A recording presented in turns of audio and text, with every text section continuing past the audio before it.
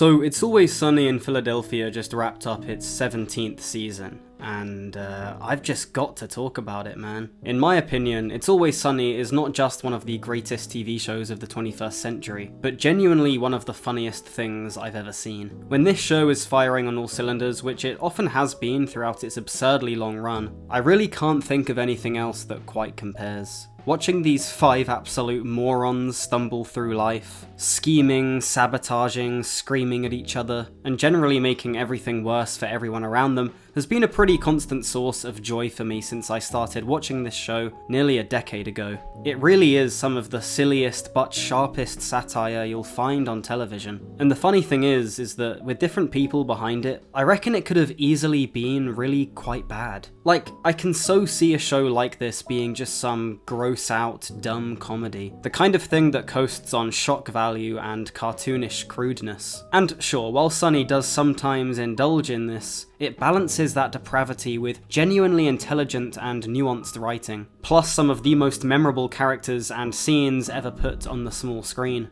Charlie, Mac, Dennis, Dee, and Frank are all amazingly written and performed. There's not a weak link in the entire gang. And plus, this is one of those shows similar to The Simpsons or Parks and Rec, which, being a sitcom rooted in one place, can populate itself with an endless stream of side characters, each of them ridiculous and hilarious in their own right. However, I don't think it would be controversial for me to say that It's Always Sunny isn't exactly as good as it once was. Now don't get me wrong, I'm not talking about like a Game of Thrones level fall off here, or anything even close to that, really. I've still greatly enjoyed watching every single season of this show. There are truly iconic episodes and moments peppered throughout its whole run, but I think most of us can agree that for a good few years now, It's Always Sunny has deteriorated in quality. Now, here's the thing, a quick search on the internet will reveal that basically every season has been met with complaints from fans insisting that the show just isn't as good as it used to be. And look, that's kind of just the natural life cycle of any long-running series.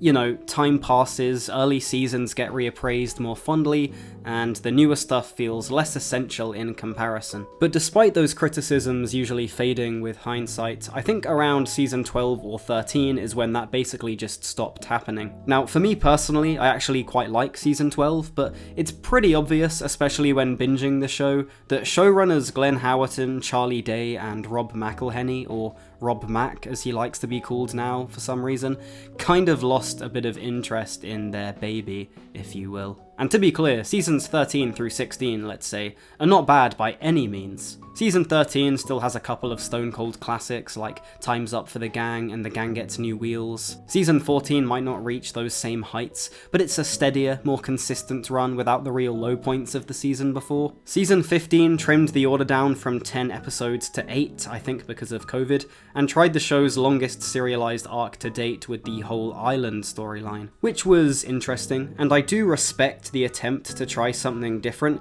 even if it wasn't amazing. And then there was season 16, which was definitely a slight return to form. I think the guys starting the now defunct It's Always Sunny podcast and watching the old episodes back kind of reinvigorated their passion for the show a bit, and reminded them of what made it so good in the first place. The Gang Goes Bowling, in particular, was a favourite of mine, but by this point it had become clear that this was more than just a blip, and that the show was, indeed, just a far cry from its heyday.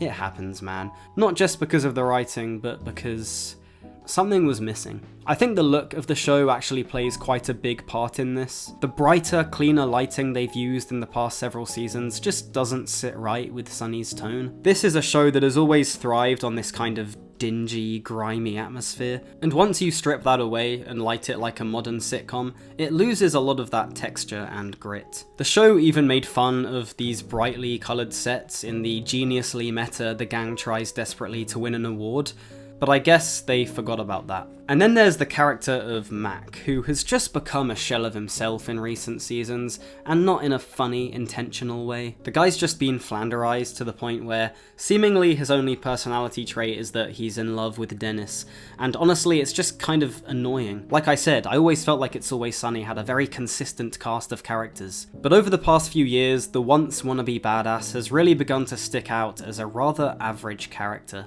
especially compared to those early seasons where he might have just been my favourite of the whole gang. However, while seasons 13 to 16 are still enjoyable television, I am pleased to announce that having now finished season 17, It's Always Sunny in Philadelphia might just be back. It's actually quite impressive how much of a return to form this is.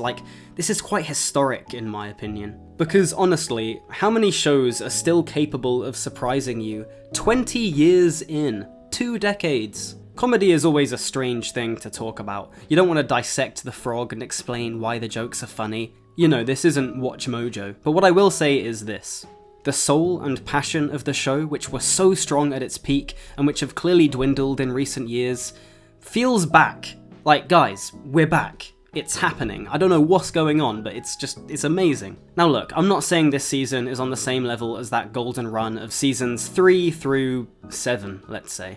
But still, the spark just feels alive again. Part of this might be down to the creative team. From what I can tell, some of the longtime writers from the classic years have been brought back into the fold, and it really shows. Plus, Charlie Day, who from the podcast always seemed like the one who got the show the most out of the 3, is also credited as a writer on 7 of the 8 episodes of this season, which I don't think is a coincidence. And for sure, the writing has been outstanding. The overall episode arcs are solid. Still a little hit or miss, but that's always been the case with Sunny. But more importantly, the show seems to have remembered where its genius truly lies, where its special sauce is. I'm talking not about the plots of each episode, but the moments where the gang are basically just arguing. I'm talking about the ridiculous interjections and tangents that spiral completely away from whatever's happening in the actual story, because that's where Sunny has always thrived, in my opinion. Take the season opener, for example, the Abbott Elementary crossover.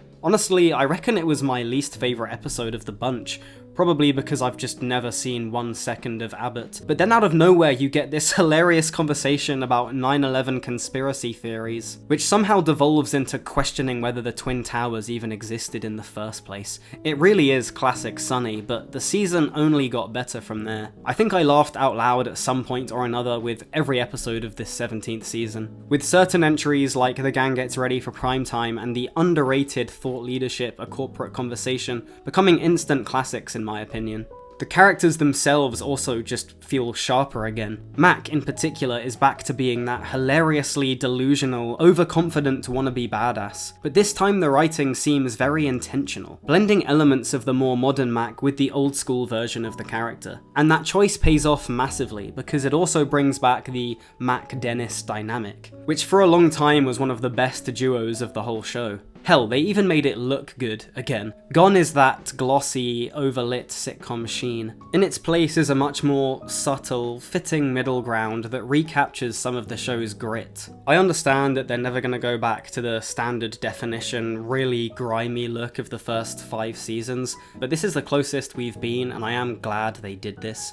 I feel like in general they listened to the complaints a lot more, which I think was a good move. So yeah, It's Always Sunny in Philadelphia isn't quite back to its absolute heyday, but season 17 has proven something I honestly didn't think was possible, that after nearly 2 decades, the gang can still surprise us. That spark, that weird little mix of chaos and precision, feels alive again. And if this is the standard they can keep up going forward, then maybe this show really can run forever. Or at least until Danny DeVito dies and they have to throw his body in the trash. I, for one, cannot wait to see what they do next.